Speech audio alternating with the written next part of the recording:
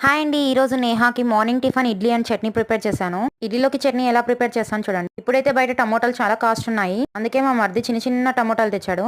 First అయితే stove on చేసి బాండ్లీ పెట్టేసి అందులో 2 టేబుల్ స్పూన్ ఆయిల్ వేసేసి టమోటా, పచ్చిమిర్చి, కొద్దిగా సాల్ట్, అలానే వెల్లుల్లి, కొద్దిగా చింతపండు వేసేసి మగ్గించుకోవాలి. అంతలోపల మిక్సీ జార్ తీసుకొని అందులోకి పచ్చి కొబ్బరి, ఇలా శనగిత్తనాలు వేయించి పెట్టుకుంటాం మేము ముందుగానే. అయినా కానీ నేను మరోసారి చూసి వేస్తాను, ఎందుకంటే చట్నీ అంతా పాడైపోతుంది కదండి ఒక రాయి ఉన్న.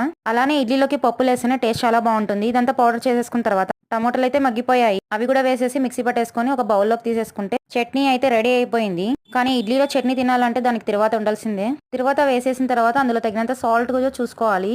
ఇప్పుడైతే స్టవ్ ఆన్ చేసి ఇడ్లీ కూడా పెట్టేస్తున్నాను.